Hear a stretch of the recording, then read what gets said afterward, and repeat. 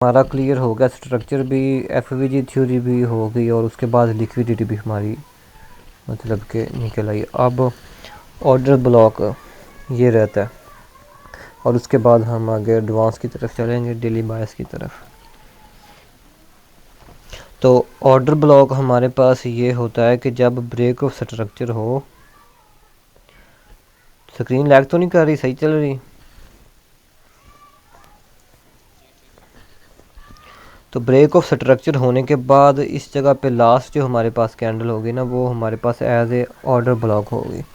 Last मतलब कि up move के बाद लास्ट बाय की जो कैंडल है ना, वो होती है ऑर्डर ब्लॉक।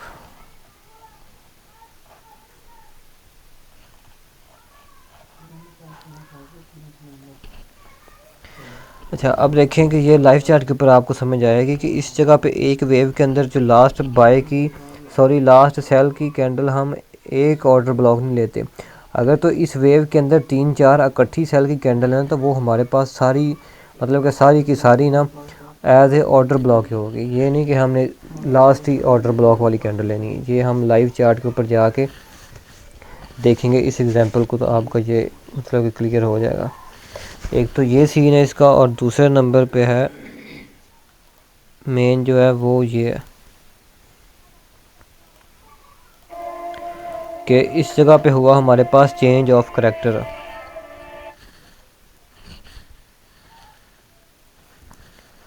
अब देखें, चेंज ऑफ करैक्टर होने के बाद ना यहाँ पे हमारा हुआ मार्केट स्ट्रक्चर शिफ्ट। तो इस जगह पे लास्ट जो है ना हमारे पास, अब इस वेव के अंदर जो लास्ट होंगी ना बाय की कैंडल, वो हमारे पास एज ए ऑर्डर ब्लॉक काम करेंगी।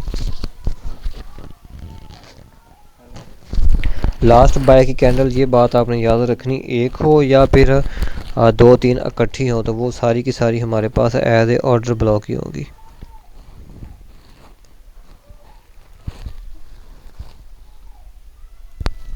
तो इस चीज़ को हम जाके देखते हैं लाइव चार्ट के ऊपर। उससे पहले मैं आपको कुछ नोट दिखाता हूँ। इसका आपने ले लेना स्क्रीनशॉट कि her last candle order block नहीं होती, या फिर हर जो ऑर्डर ब्लॉक होता है वो ट्रेडेबल नहीं होता। इनके साथ ये चीज़ें हमारे पास होनी चाहिए। ये जो लास्ट कैंडल है इसका एक तो ये कि ये किसी भी मतलब कि एफवीजी को इसने फिल किया हो। अब ये कैसे, मैं आपको दिखाता हूँ। अब देखें कि इस जगह पे हुआ ब्रेक ऑफ स्ट्रक्चर, लेकिन ये जो कैंडल्स है ना हमारे पास एज ए ऑर्डर ब्लॉक। अब आपने ये देखना है कि ये जो ऑर्डर ब्लॉक है ना, इसने किसी एफवीजी को फिल किया हो, मतलब कि इस वेव के अंदर इस जगह पे कोई एफवीजी हो जिसको मतलब कि ये फेयर वैल्यू गैप है, जिसको मार्केट फिल करके ऊपर जा रही है, तो ये जो लास्ट कैंडल है ये हाई प्रोबेबिलिटी वाला ऑर्डर ब्लॉक होता है। एक ये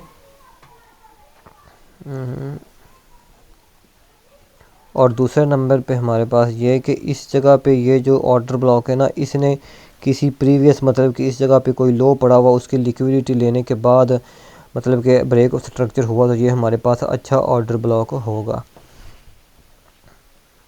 एफवीजी वाला भी हो गया। और दूसरे नंबर पे ये चीज़ कि इस जगह पे जो भी ऑर्डर ब्लॉक है ना लाइव चार्ट के ऊपर, मतलब कि मार्केट ऊपर जाके एक इसके अंदर लो लगा के अगेन ऊपर चली जाए, तो इस जगह पे आ जाएंगी सेल की कैंडल। अब ये नहीं हमारे पास, अब है ये वाला ऑर्डर ब्लॉक, ये लाइव चार्ट के ऊपर चल के मैं आपको बताता हूँ।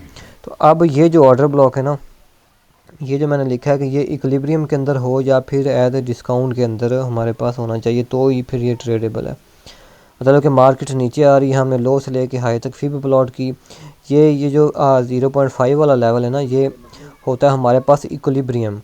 मतलब कि इसके साथ मैच हो ऑर्डर ब्लॉक या फिर इससे नीचे हो डिस्काउंट के अंदर, तो ही फिर वो ट्रेडेबल है।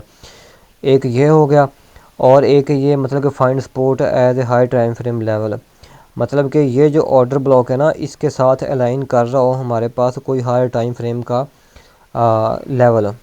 मतलब कि मैं M15 देख रहा हूँ ना, तो मेरे पास डेली का हाँ डेली का या H4 का कोई एफवीजी, कोई लिक्विडिटी, कोई मतलब कि फेयर वैल्यू गैप हो।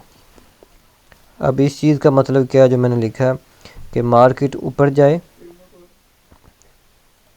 इसके अंदर इस एफवीजी को फिल करे, फिल करने के बाद चेंज ऑफ करैक्टर इस जगह पे करे, तो ये जो हमारे पास लास्ट ऑर्डर ब्लॉक होगा ना, ये अलाइन कर रहा है हाई टाइम फ्रेम के support level, high time frame के किसी लिक्विडिटी लेवल किसी ऑर्डर ब्लॉक के साथ, तो ये एक अच्छा ऑर्डर ब्लॉक हमारे पास होगा।